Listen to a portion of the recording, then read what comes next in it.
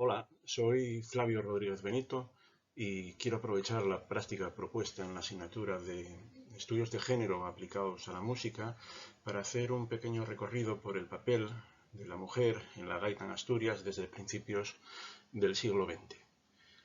Buena parte de la música tradicional, esa que se transmitió de forma oral a través de los tiempos, contribuyendo a crear espacios culturales afines y símbolos de identidad comunes, pasó en el contexto del hogar rural, tanto en Asturias como en su entorno geográfico, de la memoria de madres a hijas.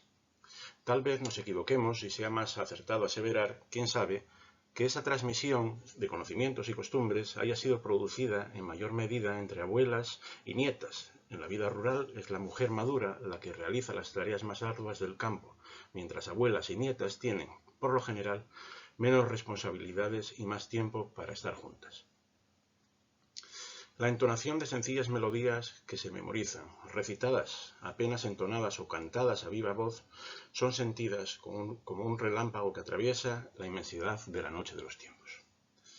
En todo caso, son las mujeres las que en mayor medida han contribuido a preservar en la memoria de los pueblos sus canciones. Veamos los nombres de los principales informantes que refiere Eduardo Martínez Torner en el Cancionero musical de la lírica popular asturiana de 1920. Y constataremos como Aurelia, Balbina, Catalina, Iluminada, Josefa, Leandra, Manuela, María, Pilar, Prudencia, Rosalía o Teresa son los más repetidos. O consultemos los más recientes trabajos en este campo de estudio y veremos cómo esto que aseveramos se confirma. Los monográficos dedicados a la jota o a la muñeira realizados y publicados por el Grupo de Investigación Etnomusicológica Landecha Folklore d'Ubieu o la tesis de Julio Sánchez Andrade sobre la percusión tradicional. Los programas de Xosé Ambás para la TPA, como Camín o Camín de Cantares, o los artículos de Llorián García Flórez da muestra de ello. Sin embargo, la tradición de la gaita en Asturias, que se remonta a unos cuantos siglos atrás en el tiempo, es, como no, una historia de hombres, o así por lo menos ha llegado a nosotros en el siglo XX. Interpretación musical de un instrumento y espacio público se convierten en espacios hegemónicos de las dialécticas masculinas, mientras las mujeres reproducen y perpetúan su rol en la música a través de la voz en un display puro, el concepto de exhibición relacionado con el género estudiado por Lucy Green. En este sentido, el papel que juega la mujer en la música de transmisión oral en Asturias está asociado principalmente a la interpretación vocal. Es el caso de la denominada tonada o asturianada, esas canciones de tiempo libre, con o sin acompañamiento de gaita, que refiere Torner en su cancionero de 1920. O esas otras canciones, más rítmicas, en las que la voz se acompaña de pandereta u otros instrumentos de percusión, pandeiro o payecha, en el occidente de la comunidad y redoblante en el oriente, apropiadas para la conducción del baile o los ramos que se ofrecen en las fiestas patronales en una performance funcional. Las mujeres transmitieron la música de la tradición cantando, como decíamos, para conducir el baile. Las compañeras, así se denomina a la pareja de cantadoras tocadoras que cantan acompañándose de pandereta o pandeiro. Y de forma anónima, a veces unas, otras veces otras, pero sin trascender el ámbito de su pueblo. Mientras, por su parte, los hombres, intérpretes de gaita, dirimen su virtuosismo en concursos públicos en los que se valora y premia la excelencia técnica. Estos concursos, celebrados en teatros y otros espacios públicos, propician una competitividad que responde a las mecánicas de los pares opuestos a través del cual se estructura el pensamiento occidental, escribiese Marcia Citro.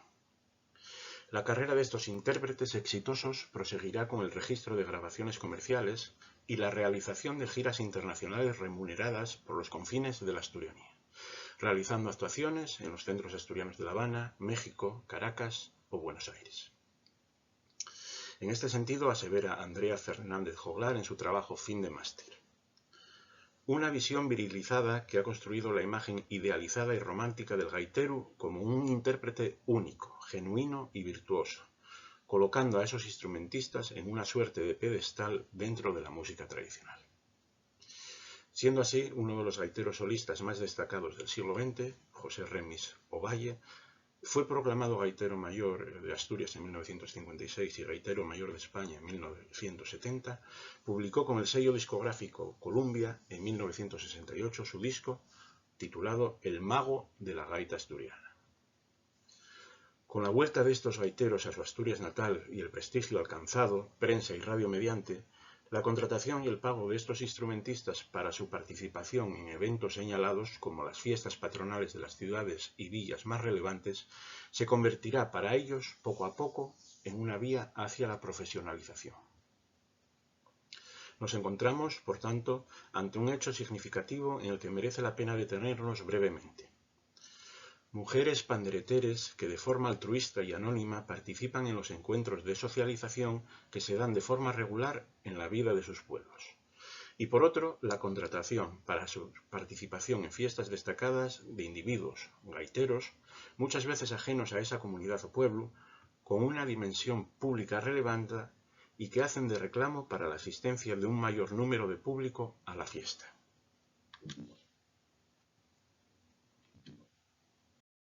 Salvo raras excepciones, como la de Justina Castañón, que podemos ver en la imagen, el papel de la mujer gaitera en Asturias ha sido prácticamente insignificante hasta los años 90 del siglo XX. Estas contadas excepciones, además, se interrumpieron en la mayor parte de los casos con la llegada de la mujer a la edad adulta. En este sentido, Andrea Joglar escribe: el ejercicio gaitero de Justina se vio truncado por condicionantes de género definidos por el concepto de heteronormatividad reproductiva, o HNR, propuesto por Gayatri Spivak. La HNR es para Spivak la institución más antigua y extendida del mundo, y consiste en la consideración de que el fin último de la mujer es tener descendencia. Así, cuando a Justina se le planteó la disyuntiva entre su desarrollo personal como intérprete o la opción de casarse y formar una familia, cedió a la lógica patriarcal que ha definido a las mujeres como madres y esposas. Las características específicas del oficio de gaitero, como contar con la independencia necesaria y la capacidad para realizar desplazamientos geográficos o dormir fuera de casa, además de la exposición pública de la interpretación, explicarían las dificultades a las que se enfrentaron las mujeres para acceder al aprendizaje del instrumento. En un contexto en el que las féminas vivían en una eterna minoría de edad, según la cual pasaban de la dependencia paterna a la tutela de sus maridos, los contextos gaiteros estaban casi con total seguridad vetados para ellas.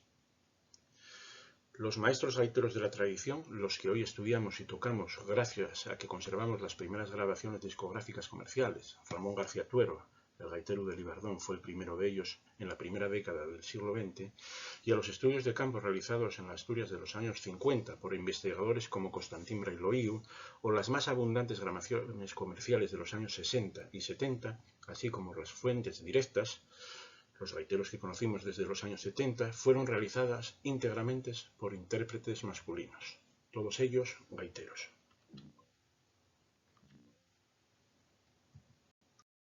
En los años 60 del siglo XX, una visita a la ciudad de Oviedo de una banda de gaitas femenina escocesa para participar en las fiestas de San Mateo produjo una notable expectación en la ciudad.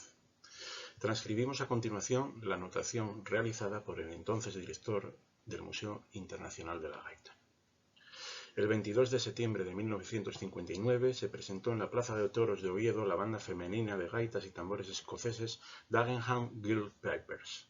Los gaiteros asturianos se dieron cuenta de la extraordinaria calidad de su perfección técnica y la brillante y espectacular ejecución de las gaiteras.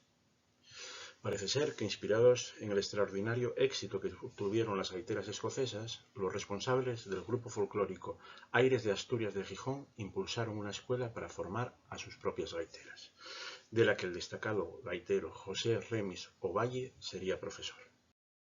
Años después de la visita de las escocesas, se presentó en 1965 en Gijón la banda de gaites Aires de Asturias, con 16 integrantes, que tuvo una amplia repercusión en la prensa regional. Otros ejemplos de bandas femeninas que funcionaron en Asturias en los años 70 son Brisas del Cantábrico, integrada por 8 gaiteres y percusión de panderos, y la banda del grupo Güeña de Onís, fundada en el año 1977. Estos hechos aislados, aun siendo importantes, no podemos considerarlos como precedentes del fenómeno que se producirá décadas después, pues para que las mujeres se insertasen de modo pleno en el mundo de la gaita asturiana, tendrían que esperar al menos hasta la última década del siglo XX. Aunque los avances alcanzados en la Segunda República por las mujeres fueron significativos, tras una guerra civil cruenta y más de 40 años de dictadura franquistas, las esperanzas de un futuro en igualdad entre hombres y mujeres se vieron truncadas. Hubo, como venimos diciendo, que esperar a la llegada de la democracia a nuestro país y a la consolidación del desarrollo autonómico para que el estudio y uso de la gaita se normalizase, equiparase entre hombres y mujeres. Pero para que las mujeres formasen parte del proceso de recuperación de la gaita, hubo y hay que derribar constructos e imaginarios basados en patrones patriarcales muy afianzados. Hemos podido hablar con Andrea Fernández Joglar, una de las solistas más destacadas en Asturias en los últimos años y codirectora de la Cadarma, que recuerda algunas situaciones que podemos considerar llamativas y que hacen que trabajos de este tipo sean necesarios. Transcribimos a continuación una de esas anécdotas que nos sitúa en una actuación mientras la gaitera dirigía la banda de gaites La Cadarma.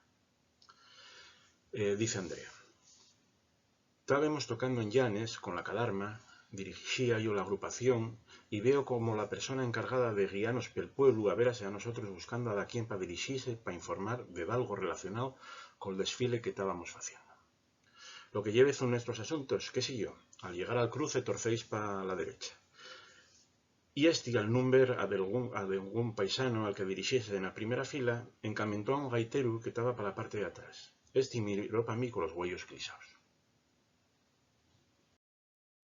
Desde la consolidación a finales de los años 80 de las enseñanzas de gaita en Asturias, primero en academias privadas, posteriormente con la inclusión de sus estudios en las escuelas municipales de música en los años 90 y finalmente en los 2000 se apruebe su currículum para la inserción de la especialidad en los conservatorios oficiales de música, el instrumento ha pasado a ocupar un lugar entre sus homólogos, contribuyendo, de este modo, a prestigiar su práctica y que jóvenes de ambos sexos se acerquen a su estudio de forma natural.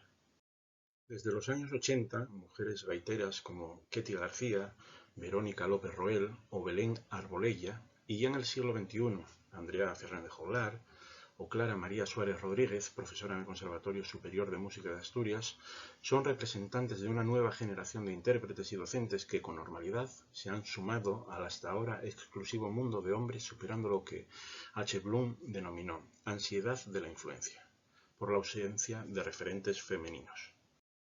En una entrevista realizada por el diario La Nueva España, Andrea Joglar, primera ganadora femenina del prestigioso concurso de gaita solista Macrimo, celebrado en la localidad bretona de Loguián en 2010, esta destacaba: en las bandas ya hay más pañuelos que monteras pilonas.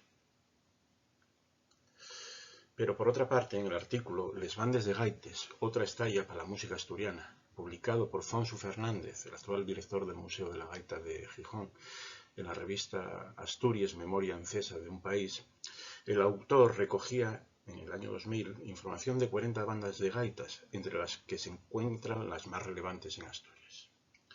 40 agrupaciones, 40 directores masculinos y 2 codirecciones, la excepción que confirma la regla. La banda de gaites Yacín, de Llanes, codirigida por Víctor Carvajal y Nuria Tarodo, y la ya mencionada banda La Cadarma, que codirige Andrea con su hermano Rodrigo. No hemos podido recoger datos más recientes, pero la sensación que percibimos en el gremio, más de 20 años después del artículo publicado por Fernández en la revista Asturias, es la misma. Las bandas de gaita siguen estando dirigidas casi exclusivamente por hombres. El sector de la gaita emplea en la actualidad a más de 50 personas en Asturias. Un porcentaje que no supera el 2% está ocupado por mujeres.